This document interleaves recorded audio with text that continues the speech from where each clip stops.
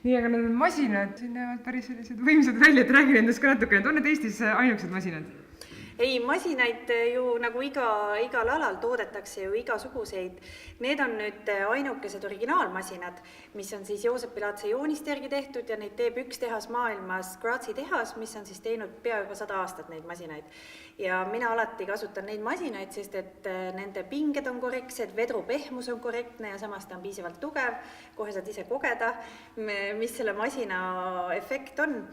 Ja nad näevad välja hästi primitiivsed ja samas nende peale on võimalik teha ligi 500 harjutust.